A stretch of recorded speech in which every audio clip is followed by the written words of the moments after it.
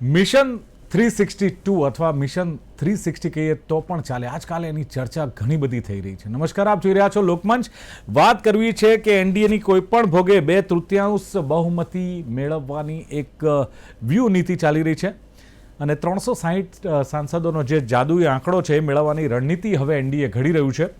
સીમાંકન દ્વારા મોદી સરકારનો પ્લાન ક્યાંક લોકસભાની જે બેઠકો છે એનડીએની એ વધે એ હોઈ શકે છે. બંધારણીય સુધારા માટે જે ઓછામાં ઓછી 2/3 બહુમતી ક્યાંક અનિવાર્ય છે અને 543 બેઠકો ધરાવતી લોકસભામાં આ જાદુઈ આંકડો આમ તો 362 થાય છે, પણ કેટલાક કારણોસર 360 આંકડો પણ ચાલે. પશ્ચિમ બંગાળ બાદ હવે મહારાષ્ટ્રમાં તમે જુઓ કે ઓપરેશન ટાઈગર્સ જે શરૂ થયું છે એની ચર્ચાએ પણ જોર પકડ્યું છે. ઉદ્ધવ ઠાકરે જૂથના કહેવાય છે કે આ જૂથના 9માંથી 7 લોકસભા સાંસદો ભારતીય જનતા પાર્ટીના શીર્ષ નેતૃત્વના સંપર્કમાં છે. હવે બીજું કે 2/3 બહુમતી મેળવવા સ્ટાલિનની ડીએમકેને એનડીએમાં સામેલ કરવામાં આવશે કે કેમ, અને 2/3 બહુમતી માટે એનડીએની આ વ્યૂહરચના કેટલી સફળ સાબિત થશે. અને જે ઓપરેશન એક્સપાન્શન એનડીએ શરૂ કર્યું છે, એટલે એવું કહે છે કે બંધારણીય સુધારાઓ માટે આ એનડીએનું એક લાંબા ગાળાનું પ્લાનિંગ છે. પણ લોકસભામાં 543થી 850 બેઠકો કરવાની વાત છે. એ શું દેશના વિકાસની રાજનીતિ છે કે પછી કોઈ પોલિટિકલ ગણિત છે, એ પણ એક સવાલ છે. અને બંધારણીય સુધારાનો માસ્ટર પ્લાન પણ હોઈ શકે છે. પણ 2029 પહેલા રાજકીય સમીકરણો બદલવાની તૈયારીઓ જોરશોરથી ચાલી રહી છે અને આ ચર્ચા કરવી છે મિશન 362 સીમાંકન કે સત્તાનું ગણિત. ચર્ચા કરવા માટે મારી સાથે જોડાયા છે જાણીતા રાજકીય વિશ્લેષક રાજેશ ઠાકર મારી સાથે છે. રાજેશભાઈ, સ્વાગત છે આપનું લોકમંચમાં. સાથે જ एडिटर हिंदुस्तान समाचार के जितेंद्र तिवारी मेरे साथ है. जितेंद्र जी, आपका भी स्वागत है. जी राजेश भाई, શરૂઆત આપનાથી કરીશું કે 400 પાર એક નારો લગાવવામાં આવ્યો હતો એનડીએ દ્વારા, અને હવે પછી 2/3 બહુમતીનું એક લક્ષ્યાંક છે. શું લાગે છે સાહેબ, ખરેખર એનડીએ 2/3 બહુમતી મેળવવા માટે ક્યાંક લાંબા ગાળાની રણનીતિ પર કામ કરી રહ્યું છે, અને કરી રહ્યું છે તો શું એની પાછળનો હેતુ, રાજેશભાઈ? ના, બિલકુલ. એટલે ભારતીય જનતા પાર્ટીના જે આઈડિયોલોજીકલ એજન્ડામાં જે 2-3 વસ્તુઓ છૂટી જાય છે, અને ખાસ કરીને નાગરિકતા કાનૂનનું અમલીકરણ, બીજું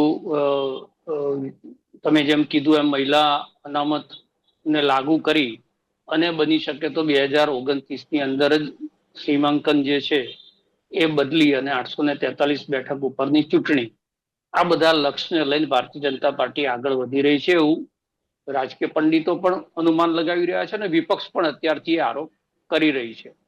જે 2024ની ચૂંટણીમાં વિપક્ષનો એજન્ડા હતો કે એ લોકો 400 પાર એટલા માટે માંગી રહ્યા છે કે એમને સંવિધાન બદલવું છે.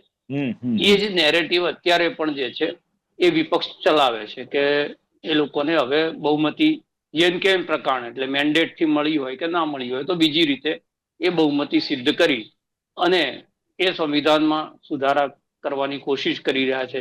ઘણા બધા લોકોએ એ વખતની ચૂંટણી પ્રચારમાં એવું કીધું હતું કે દાખલા તરીકે આ વખત ભારતીય જનતા પાર્ટી 400 પાર જશે તો આ દેશની છેલ્લી ચૂંટણી હશે. એટલે વિપક્ષ પોતાની રીતે એનો નેરેટિવ ઘડી રહી છે અને ભારતીય જનતા પાર્ટી એ 2/3 બહુમતી મેળવી અને એમના જે આ એજન્ડા છે કે જે બહુમતીના કારણે અટકી રહ્યા હોય, એટલે તમે જો રાજ્યસભાની અંદર પણ એક ગણિત બેસાડવા માટેની કોશિશ ચાલી રહી છે અને લોકસભાની અંદર પણ એક ગણિત બેસાડવા માટેની કોશિશ ચાલી રહી છે. 360 સુધી પહોંચે છે નથી પહોંચતી એ પછીની વાત છે, અને એના પછી એ પહોંચ્યા પછી ભારતીય જનતા પાર્ટી એનો શું ઉપયોગ કરવા માંગે છે એ પણ ભવિષ્યના ગર્ભમાં છે. પણ સૌથી મોટો પ્રશ્ન આનાથી ઉભો જે થઈ રહ્યો છે એ ભારતીય જનતા પાર્ટીની અંદર થઈ રહ્યો છે. અને બીજી વસ્તુ એવું છે કે ઘણા બધા લોકો એ અનુમાન પર લગાવી રહ્યા છે કે રિજિયોનલ પાર્ટીઓનું ખતમ થવું એ રાષ્ટ્રીય રાજનીતિ માટે એક રીતે સારા સંકેત છે. પણ રાષ્ટ્રીય રાજનીતિ માટે સારા સંકેત છે, એની સાથે સાથે એનો જે પરોક્ષ લાભ છે કોંગ્રેસને પણ થઈ શકે એમ છે. કારણ કે જે વિપક્ષનો વોટ હતો અને જે પ્રાદેશિક પક્ષોની અંદર વહેંચાતો હતો, જે રિજિયોનલ પાર્ટીઓ ઉભી થઈ, એમાં મોટાભાગની રિજિયોનલ પાર્ટીઓ કોંગ્રેસમાંથી જ ઉભી થઈ હતી. શિવસેના ને અકાલી દળ આ બધું છોડી દો તો મોટા ભાગની પ્રાદેશિક પાર્ટીઓ તમે જોશો તો એ કોંગ્રેસમાંથી છૂટા પડેલા કોઈ નેતાએ કે કોઈ જૂથે ઉભે કરેલી હતી. એટલે બાય નેચરલ એ જે વિપક્ષમાં પડેલો વોટ છે, જે પણ બચેલો વોટ 30% હોય, 32% હોય, 38% હોય, એ વોટ ઓટોમેટિકલી કોંગ્રેસની પાસે આવે. તો કોંગ્રેસ જે છે રાષ્ટ્રીય રાજનીતિમાં વધારે મજબૂત થાય. એટલે કોંગ્રેસને પણ તમે જુઓ તો આમાં બહુ ચિંતા જેવું દેખાતું નથી. અને ભારતીય જનતા પાર્ટી પણ એવું કહી ચૂકી છે કે દેશની અંદર રાષ્ટ્રીય રાજનીતિની અંદર પ્રાદેશિક પક્ષોના જે હિત છે માત્ર પ્રદેશ પૂરતા મર્યાદિત હોય છે. રાષ્ટ્રીય હિતો સાથે પ્રાદેશિક પાર્ટીઓ રાજનીતિ કરતી હોતી નથી. એટલે રાષ્ટ્રીય રાજનીતિની અંદર જ્યારે વાત આવે ત્યારે પ્રાદેશિક રાજનીતિ ઘણી વખતે નેશનલ એજન્ડાની અંદર અવરોધરૂપ બનતી હોય છે. એટલે આ વાત રાષ્ટ્રીય સ્વયંસેવક સંઘના મોહન ભાગવત પણ કહી ચુક્યા છે. ભારતીય જનતા પાર્ટીની થિંક ટેન્ક ના લોકો ગોવિંદાચાર્ય પણ આ પ્રકારનો જે છે સાહેબ લાંબા ગાળાનું પ્લાનિંગ આપે કહ્યું તે પ્રમાણે છે, પણ શું લાગે છે કે બંધારણીય સુધારાઓ કરવાનો એક મેઇન ટાર્ગેટ છે? આપે કહ્યું કે જે પ્રમાણે પોતાના એજન્ડામાં એક બે વસ્તુઓ બાકી રહે છે એને પૂરી કરવાનો એક પ્લાન છે. શું આ કેમ આગળ વધી રહ્યા છે? એનું કારણ શું? કારણ કે તમે જુઓ કે પશ્ચિમ બંગાળ, મહારાષ્ટ્ર અને હવે તો લાગે છે કે સ્ટાલિનની ડીએમકે પણ એનડીએમાં આવી શકે સાહેબ. એટલે જો એક તો 240 એટલે પૂર્ણ બહુમત ભારતીય જનતા પાર્ટીના હતું. એટલે ચંદ્રાબાબુ નાયડુ છે કે જેડીયુ છે કે આ જે પાર્ટીઓ છે એ પાર્ટીઓનું એક તો ક્યાંક ને ક્યાંક પ્રેશર જે છે રાષ્ટ્રીય રાજનીતિમાં રહે, પ્રેશરમાં કામ કરવા માટે નરેન્દ્રભાઈ ટેવાયેલા નથી. એટલે એક વખતે જો એનડીએ ની સંખ્યા એ વધે તો એનાથી ફાયદો એ થાય કે કોઈ એક પક્ષ જે છે એ કોઈ પ્રકારનો ડ્રામા કરે કે પોતાના પ્રદેશ માટે કશું ખેંચવા માટેની બ્લેકમેલિંગ કરે કે રાષ્ટ્રીય રાજનીતિની અંદર દખલગીરી કરે, તો એક એમ કે સંતોષજનક સંખ્યા હોય તો એક તો એ પ્રેશર ટેકનિક જે છે એ આ નાના નાના પક્ષોની ઓછી થાય. બીજી વસ્તુ જે અત્યારે હાલ તરફ દેખાઈ રહ્યું છે એ મહિલા આરક્ષણ બિલ અને નવું જે છે એ સીમાંકન, અને એટલે 2034 નો એજન્ડા બની શકે 2029માં લાગુ કરી દેવાનું એક પ્લાનિંગ હોય. એ સિવાય નાગરિકતા કાનૂન ની અંદર કે તમે દાખલા જો વકફ બોર્ડનો જે કાયદો હતો એ પણ ક્યાંક ને ક્યાંક જેપીસીમાં જઈને અટવાઈ ગયો છે. એટલે આ બધા જે મુદ્દા છે એમાં આ જોડાનારા પક્ષો જે છે સીધા ભારતીય જનતા પાર્ટીમાં જોડાતા નથી. દાખલા ટીએમસી છે તેણે એક જૂથ બનાવ્યું છે, એક પક્ષમાં એ લોકો ભળ્યા છે અને એમને એનડીએમાં સામેલ થયા. દરેક મુદ્દા ઉપર આ સામેલ થનારા જૂથ જે છે એ એમને સમર્થન કરે છે કે નથી કરતા એ પછીનો વિષય. એટલે એજન્ડા શું હોઈ શકે એ તો આવનારા ભવિષ્યમાં ખબર પડશે. આપણે ક્યાસ લગાડી રહ્યા છે અને એ ક્યાસની અંદર સૌથી નજીકનો ક્યાસ જે છે એ મહિલા આરક્ષણ બિલ અને આ સીમાંકન, આ બે વસ્તુ છે કે ભાઈ એ લાગુ થઈ જાય તો 2029માં રાજકીય માર્ગ ભારતીય જનતા પાર્ટી માટે વધુ સરળ થાય એવું બીજેપીને પોતાને લાગી રહ્યું છે. કારણ કે મહિલા આરક્ષણ આવ્યા પછી બીજી બધી પાર્ટીઓ, દાખલા તરીકે સપા, તો એ પહેલેથી આ બિલનો વિરોધ કરી રહ્યા છે. એમની પાસે એટલા સશક્ત મહિલા ઉમેદવારો હોય કે ના હોય, રિજિયોનલ પાર્ટીની પાસે પણ એ સ્થિતિ હોય અને મુખ્ય જે કોંગ્રેસ છે એની એ સ્થિતિ હોય, તો એનો લાભ જે છે ચોક્કસ ભારતીય જનતા પાર્ટીને મળે. એટલે બે ગોલ છે કે આવનારા 10 વર્ષની રાજનીતિનો રોડમેપ નક્કી કરવો અને આ જે સંખ્યા વધે છે સંખ્યાનો જ્યાં જે એમની બિલો પાસ કરાવવા છે કે જે આગળનો એમનો જે વહીવટી માર્ગ છે કે જે નીતિ વિષયક નિર્ણયો કે એ કરવાના છે, એમાં જે સંખ્યા ઘટે છે ને એના કારણે કેટલીક જગ્યાએ પીછેહટ કરવી પડે છે. તો એ ના થાય. આ બંને ગોલ સાથે એક સાથે મને એવું લાગે છે. चलो बिल्कुल तिवारी साहब क्या लगता है कि भारतीय जनता पार्टी और एनडीए का जो वास्तविक 360 से अधिक सांसद जो मतलब जुटाकर 2/3 बहुमती हासिल करने की जो कोशिश है कितनी सफल रहेगी और क्या फायदा एनडीए को मिल सकता है इसका? मैं समझता हूं कि भारतीय राजनीति में जो वर्तमान समय का नेतृत्व है, जो सत्ता में है, वो लोकतांत्रिक तरीके से अपने बहुमत को बढ़ाने के लिए निरंतर प्रयत्नशील है और वो अपने जो कुछ भी एजेंडा है, जो कुछ भी उसके कानून बनाने की उसकी इच्छा है, उसके लिए वो अपने जो भी रणनीतिक राजनीतिक तौर तरीके हैं उनको अपनाकर और दूसरी पार्टियों की जो कमियां हैं उसका लाभ उठाकर अपना विस्तार कर रहा है और उसको वो सारे छल छद्म या दांव पेच अपनाने की जरूरत नहीं पड़ रही है जो पूर्ववर्ती कांग्रेस सरकारों ने अपने एजेंडा को लागू करने या अपने किसी कानून को लागू करने या अपनी सरकार बचाने के लिए जितने हथकंडे अपनाए थे और जितने घिनौने कृत्य किए थे। खासकर ध्यान करें कि मैं बहुत पुराना नहीं जाता हूं, लेकिन आप जब खोजेंगे तो नरसिम्हा राव ने सिर्फ अपनी सरकार बचाने के लिए झारखंड मुक्ति मोर्चा के लोगों को जो पैसे दिए थे और सांसदों के घरों में जो सूटकेस खुले थे, वो आपको शायद याद होगा कि कितने कितने करोड़ रुपए दे के और केवल वोट देने के लिए राजी किया था।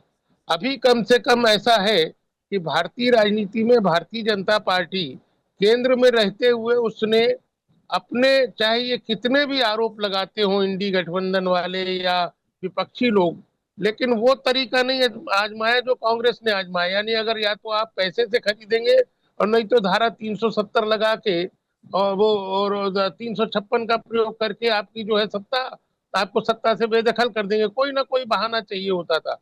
लेकिन भारतीय जनता पार्टी ने, यहाँ तक कि बंगाल में कितनी बार ऐसा हुआ कि लॉ एंड ऑर्डर की सिचुएशन इतनी खराब हो गई कि केंद्र सरकार के कर्मचारियों को ही नहीं, वहां गई जांच एजेंसियों को बंधक बनाया गया।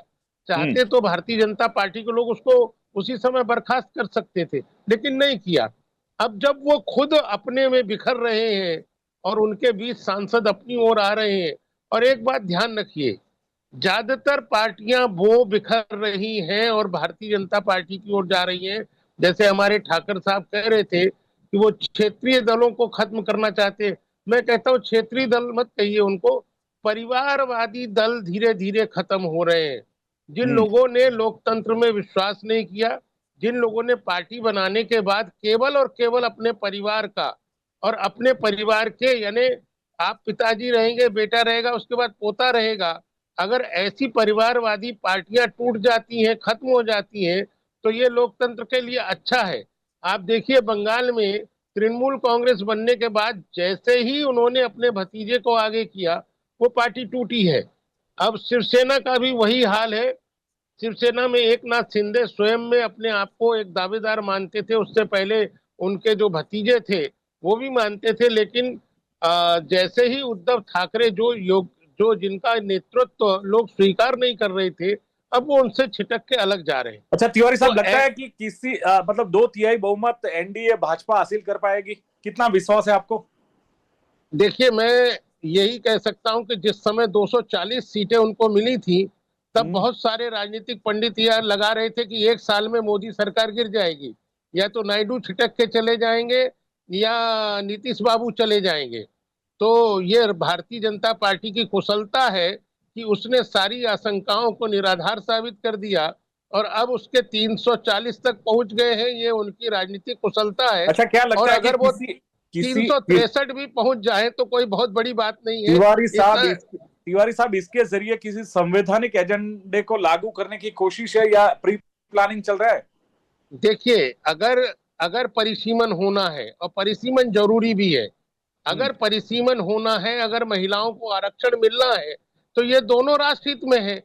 ये कोई इसमें गलत बात क्या है? अब मैं गाजियाबाद में रहता हूँ, गाजियाबाद की आबादी 40 लाख से ऊपर है और एक सांसद चुना जाता है। क्यों चुना जाना चाहिए भाई? यहाँ जब इतनी बड़ी स्थिति है कि यहाँ 2 या 3 सांसद चुने जा सकते हैं, तो आप एक ही जगह को, एक ही संख्या, जनसंख्या बढ़ती जा रही है और आप प्रतिनिधियों की संख्या नहीं बढ़ाएंगे तो लोकतंत्र कैसे चलेगा? રાજેશજી, જે પ્રમાણે પરિસીમાની લોકસભાની બેઠકો 850 કરવાનો એક પ્રયાસ ચાલી રહ્યો છે અને એના વાસ્તવિક કારણો શું લાગે છે તમને? કેમ આ પરિસીમન કરવાની તૈયારીઓ થઈ રહી છે? કે વિકાસનો માર્ગ જરૂરિયાત લાગે છે કે પછી પોલિટિકલ કોઈ માસ્ટર પ્લાન છે આની પાછળ? શું લાગે છે? અને બીજું, ક્ષેત્રીય દળની વાત કરી જીતેન્દ્રભાઈએ કે ક્ષેત્રીય દળ ખતમ થઈ રહ્યા છે, આપે કહ્યું, પણ એમણે કહ્યું કે ક્ષેત્રીય નહીં, પરિવારવાદ ખતમ થઈ રહ્યો. ભાજપામાં પણ ક્યાંક પરિવારવાદ જોવા મળે છે, રાજેશભાઈ? ના, એટલે પરિવારવાદ ક્ષેત્રીય રીતે ખતમ થઈ અને ભારતીય જનતા પાર્ટીમાં ભળી રહ્યો છે. ભારતીય જનતા પાર્ટીને પરિવારવાદ સાથે વાંધો ત્યાં સુધી છે કે જ્યાં સુધી સામેની પાર્ટીમાં હોય એમની પાર્ટીની અંદર ભળી જાય તો નીતિશ કુમારના દીકરાને એ પરિવાર આગળ કરે તો ભારતીય જનતા પાર્ટીને બહુ વાંધો હોતો નથી. શરદ પવાર દાખલા તરીકે કાલે ભારતીય જનતા પાર્ટીમાં જતા રહે અને સુપ્રિયા સુલેને પરિવારવાદની સાથે ભારતીય જનતા પાર્ટીને કોઈ વાંધો નથી. જ્યાં સુધી ઉદ્ધવ ઠાકરે ભારતીય જનતા પાર્ટીની સાથે હતા ત્યાં સુધી શિવસેનાના પરિવારવાદ સાથે ભારતીય જનતા પાર્ટીને કોઈ વાંધો હતો નહીં. અકાલીદળના પરિવાર સાથે ભારતીય જનતા પાર્ટીને વાંધો નહીં. એટલે આ બધી લોકતાંત્રિક પ્રક્રિયાના નામે તમે જો એમણે ઉદાહરણ આપ્યું કે ઝારખંડ મુક્તિ મોરચાએ ત્યાંથી પૈસા આપ્યા હતા. હવે પૈસા આપવાની જરૂર નથી. જે અજીત પવારની સામે લાખો કરોડો રૂપિયાના ભ્રષ્ટાચારની વાત 30 દિવસ પહેલા પ્રધાનમંત્રી કરતા હોય એમને સરકારમાં એમને જ નાયબ મુખ્યમંત્રી બનાવી દઈ અને એમના ભ્રષ્ટાચારને ભૂલાઈ દેવાનું તો આ પૈસા જ આપ્યા કહેવાય ને. જે શુભેન્દુ સરકાર એમની સામે ખુદ નરેન્દ્ર મોદીએ ભ્રષ્ટાચારના આરોપો મૂક્યા હતા એ જ આજે પશ્ચિમ બંગાળના મુખ્યમંત્રી છે. એમનો ભ્રષ્ટાચારને ભૂલાઈ દીધો તો ઇનડાયરેક્ટ એમને પૈસા આપ્યા કહેવાય કે નહીં. આસામના મુખ્યમંત્રીની સામે અમિત શાહે પોતે પ્રેસ કરીને ભ્રષ્ટાચારના આરોપોને સીડી નાત બધું બતાવી દીધું. આજે ભારતીય જનતા પાર્ટીના મુખ્યમંત્રી છે. એમને કરેલા ભ્રષ્ટાચારોને ભારતીય જનતા પાર્ટીએ ભૂલાઈ દીધું તો ઇનડાયરેક્ટ એમને પૈસા આપ્યા કહેવાય કે ના કહેવાય. યેદુરપ્પા જે ભ્રષ્ટાચારના મામલામાં જેલમાં ગયા હતા ખુદ ભારતીય જનતા પાર્ટી એમની સામે ભ્રષ્ટાચારનો આરોપ કર્યા હતા. એ ભારતીય જનતા પાર્ટીની સાથે થયા. ભારતીય જનતા પાર્ટી એમના ભ્રષ્ટાચારને ભૂલાવી દીધા તો એને તમે ઇનડાયરેક્ટલી ફંડિંગ કર્યું કહેવાય કે ના કહેવાય. આ એ જ ભારતીય જનતા પાર્ટી છે જેમાં એક મત લેવા માટે અટલ બિહારી વાજપેયી જે છે પોતાની સરકારને ગુમાવી દીધી હતી. આ સિદ્ધાંત મૂલ્યો અને આદર્શો સાથેની પાર્ટી હતી. હવેની જે ભારતીય જનતા પાર્ટી છે એને મોદી સરકાર કહે છે. એટલે બીજેપીની વિચારધારા બીજેપીની રાજનીતિ એને શબ્દને તમારે તો પહેલા ભૂલી જવો પડે. 2014 પછી મોદી નીતિ કાં તો ચાણક્ય નીતિ જે આપણે અમિત શાહને જોડીને કહીએ છીએ એની સાથે એને જોવું પડે. જેના તો ઇન્કમ ટેક્સની રેડ પડે જેમના ઉપર જે છે ભ્રષ્ટાચારનો આરોપ લાગે તરત જ એ માણસ ભારતીય જનતા પાર્ટીમાં આવે એટલે ભારતીય જનતા પાર્ટીની ઇન્કમ ટેક્સની રેડ બી જતી રહે અને બધું એનું ફુલાર પહેરાય અને કમલમમાં સ્વાગત થઈ જાય. મેં જે કીધું એ ઠીક છે. રાજનીતિની અંદર સામ દાન દંડ ભેદ તમામ પ્રકારના કામો ચાલતા હોય છે. આપણે કહીએ ને કે everything is fair in love in war એવી રીતે પોલિટિક્સમાં પણ હવે એટલે આપણે આદર્શોને બાજુમાં મૂકી દઈએ. ચલો આદર્શ મૂકીએ પણ રાજેશભાઈ આખરે આનો એમ શું છે? સુધારાનો કોઈ માસ્ટર પ્લાન છે કે આગળ કોઈ મેં કહ્યું એમ પોલિટિકલ માસ્ટર પ્લાન છે કે લાંબા ગાળાનું કોઈ આયોજન છે? ના બિલકુલ હું એ જ વાત ઉપર આવી રહ્યો છું. લાંબા ગાળાનું આયોજન એ જ છે કે જે અત્યારે એમને બહુમતી નથી મળી ભારતીય જનતા પાર્ટીને જે જોઈએ છે એમને જે કામ કરવાના છે એના માટે એક તો એ બહુમતીના અંક સુધી પહોંચવું. બીજું મોરલી દેશની અંદર એ પ્રસ્થાપિત કરવું કે ભારતીય જનતા પાર્ટીની સામે પોલિટિકલ ચેલેન્જ કોઈ રહી નથી. અને એક વખતે એવું ખબર પડે કે બીજેપીને સામેનો ઘણો બધો જે વોટ છે કે ઘણી બધી નારાજગી છે એ બીજેપી સામે વ્યક્ત એટલા માટે નથી થતી કે લોકોને વિકલ્પ શૂન્યતા લાગે. તો એ વિકલ્પ શૂન્યતાનો ભાવ વધારે મજબૂતીથી એ મનોવૈજ્ઞાનિક રીતે લોકોની અંદર મૂકવો કે જુઓ આ બધું ખતમ થઈ રહ્યું છે. લોકતાંત્રિક તરીકો ક્યારે કહેવાય કે જે ટીએમસી ના લોકો આજે 15-20 દિવસ પહેલા તમારી સામે ગાળો બોલી અને ચૂંટણી જીત્યા હોય એ જ એમાંના 60 ધારાસભ્યો આજે ભારતીય જનતા પાર્ટીમાં ભળવા જાય તો ભારતીય જનતા પાર્ટી એમ કે પહેલા રાજીનામું આપો અમારા સિમ્બોલ ઉપર ચૂંટણી લડો પછી અમારી સાથે આવો. તો આને લોકતાંત્રિક પ્રક્રિયા કહેવાય.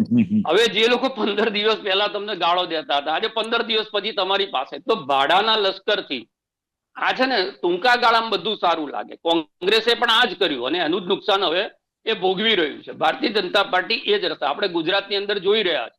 ગુજરાતમાં ચૂંટાયેલા સંસદ સભ્ય ધારાસભ્ય ભારતીય જનતા પાર્ટીના સંગઠનની સામે ધરણા ઉપવાસ કરવા પડે. ભારતીય જનતા પાર્ટીના એક ચૂંટાયેલા ધારાસભ્યની સામે બીજો ધારાસભ્યનો ભત્રીજો એ સુસાઇડ એટેમ્પ્ટ કરે. આ જે પરિસ્થિતિ થઈ છે કેમ થઈ છે? તો સંગઠનની અંદર જયારે તમે તમારું એક તો કહેવાતું હતું કે રાષ્ટ્રીય સ્વયંસેવક સંઘ એ કાર્યકર્તા નિર્માણની પાઠશાળા છે તો ત્યાંથી તૈયાર થયેલો કાર્યકર્તા અને બીજી બાજુ પેલો તકવાદી કાર્યકર્તા કે જેને સત્તા સાથે જ લેવા દેવા છે. જેવું સત્તાનું દોરડું છૂટ્યું એટલે આ તરફ આવી ગયા. તો એ સંગઠન એટલે ભાડાના લશ્કર લઈને હાલ એમનો જે પણ એજન્ડા હશે એ એજન્ડા ઉપર એ સક્સેસ થશે.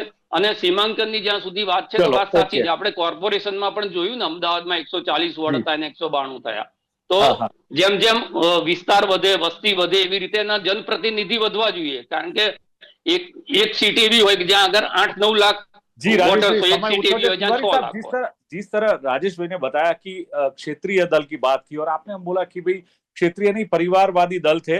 संविधान, आप मानते हैं कि संविधान जैसे संशोधन जो संविधान में करना है, ऐसे बड़े जो फैसले लिए जाते हैं उसमें केवल संख्या जो है वो उसका वो ज्यादा नहीं रहता, बल्कि व्यापक एक राष्ट्रीय एक सहमति भी होनी चाहिए, नहीं कि संख्या के बल पर वो सुधारे हो जाए, उसमें संशोधन संविधान देखिए, संशोधन में हो जाए। जैसा जैसा हमारा संविधान है और संविधान में जो जैसी लोकसभा में संख्या बल है, तो संख्या बल लोकसभा या राज्यसभा में संख्या बल ये तय करता है कि आपके समर्थन में कितने लोग हैं, और इसलिए जो भी वहां प्रस्ताव आता है उसके लिए संख्या भी, पिछली बार जो स्पेशल सेशन बुलाया था उस समय भारतीय जनता पार्टी को सफलता नहीं मिली। जहां तक हमारे राजेश भाई ने कहा कि भाई वो दल थे, वो भ्रष्टाचार में थे, वो परिवारवाद में थे। भारतीय जनता पार्टी अपने दल का अनुशासन तय करती है, अपने दल का नेतृत्व तय करती है, अपने दल की नीतियों के अनुसार बाकी दल के लोगों को आमंत्रित करती है। अब बाकी दल में कौन नेता बनेगा, कौन परिवार से चलाएगा, और जब अगर वो भ्रष्टाचार करते हैं तो खत्म भी वही होते हैं।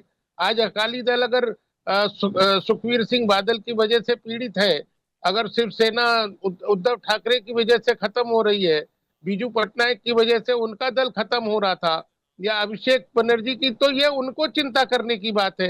वो चलकर अगर भारतीय जनता पार्टी के पास आते हैं और एक बहुमत में साथ देते हैं, तो हम लोकतंत्र में बहुमत के अनुसार चलते हैं। बहुमत जुटाने के लिए छल फरेब, भ्रष्टाचार और उसके द्वारा सूटकेस से बहुमत जुटाना, कम से कम उनसे तो ये बेहतर है। तिवारी साहब, राजेश भाई ने एक मिनट, राजेश भाई ने एक बात भी की कि आप परिवारवाद की बात करते हैं, क्षेत्रीय दलों में परिवारवादी है, तो उन्होंने भाजपा के भी कई सारे ऐसे नेता बताया कि जो मतलब एक भी नहीं, अगर कोई सारे तो आया बताए है, देखिए मैं बताता हूं, दो चार नाम अगर आते भी हैं, अगर मान लीजिए कि भाई जनता दल यू के कोई उसको सीधा मुख्यमंत्री नहीं बनाया, आपको उसको एक सदस्य बना दिया, ठीक है, उसके परिवार का था, उसकी इच्छा थी, सदस्य बनाया, 5 साल में रहने के बाद पता चलेगा कि योग्य नहीं तो बाहर हो जाएगा। ऐसा नहीं है कि लालू यादव ने सत्ता छोड़ी तो अंगूठा छाप अपनी पत्नी को बना राजेश भाई दिया। ने 10 नाम दिए, तिवारी साहब 10 नाम दिए भाजपा के, मेरे ख्याल से कोई मतलब उन्होंने डेफिनेशन में कोई 10 नाम नहीं दिए हैं, मैंने सुन रहा था, अभी भी लेके बताएं 10 नाम उनको अभी भी नहीं मिलेंगे। नहीं, देखिए, राजमाता सिंधिया के बाद वसुंधरा राजे सिंधिया को देख लो, अनुराग ठाकुर को आप देख लो, पंकज सिंह को आप देख लो, हमारे गुजरात के अंदर अशोक भट्ट के बाद भूषण भट्ट को आप देख लो। नहीं, अभी नहीं, लेकिन मुख्यमंत्री तो बनाया कि नहीं, सांसद बनाया कि नहीं बनाया। देखिए, ऐसा है कि कोई भी ये अगर कोई राजनीतिक परिवार में पैदा हो गया तो ये उसका गुनाह नहीं होता। क्या है कि आप अयोग्य बच्चे को भी लाके सीधे सीधे अपने स्थान का अपना उत्तराधिकारी घोषित करते हो, जैसे समाजवादी पार्टी में हुआ। एक मिनट, मेरी बात पूरी होने जाएगी। अजीत पवार योग्य थे क्या? हम देखिए, हम अजीत पवार की पार्टी को तय नहीं करते। शुभेंदु सरकार योग्य था क्या? हेमंत बिस्वा योग्य था क्या? आपने मुख्यमंत्री बनाया ना। सबका शुभेंदु सरकार ने भाजपा में पश्चिम बंगाल में कोई ऐसा आदमी नहीं है जिसको मुख्यमंत्री बना सकते थे आप। एक मिनट राजेश भाई, शुभेंदु सरकार ने पार्टी छोड़ के संघर्ष किया और सिटिंग मुख्यमंत्री को दोनों सीट पे रहा। आप किस आधार पर योग्यता तय करेंगे? नहीं, नरेंद्र मोदी के कहने पर कर रहा हूँ। नरेंद्र मोदी ने भ्रष्टाचारी कहा उनको, उस पर कह रहा हूं। नहीं, किसी ने कहा, मेरा कोई क्यास नहीं है। भारतीय अजीत पवार को नरेंद्र मोदी ने कहा था, उन्होंने अयोग्य बताया था, मैं नहीं बताया। देखिए, हम जब चुनावी राजनीति में को जो है अमित शाह ने अयोग्य बताया था, मैं नहीं बताया। मुझे सुनिए, मैं आपको बताता हूं। आपकी अभी हालिया चुनाव में राहुल गांधी ने जितने लोगों को चोर और बेईमान बताया था, उनके साथ इंडी गठबंधन में बैठ के वो लोग गलबैया डाल रहे थे। क्या बस यही कह रहा हूँ, दोनों सेम पेज पर है। मैं यही कह रहा हूँ। नहीं, मैं ये कह रहा हूँ कि जब आप चुनावी राजनीति में होते हैं और आप विपक्षी दल पे हमला कर रहे होते हैं, तो ये नहीं कहते कि वो हमसे ज्यादा ईमानदार है। आप ऐसा कहेंगे तो फिर कांग्रेस ने किया वो भी ठीक हो गया, और नहीं, वो ठीक नहीं हुआ। सारा सेम पेज पर हो गया। नहीं, एक मिनट, आप बात मत काटिए, या तो आप बोलिए या मैं बोलूं। नहीं, तिवारी साहब, आप लास्ट 30 सेकंड में आप अपना क्लियर कर दीजिए एजेंडा, प्लीज।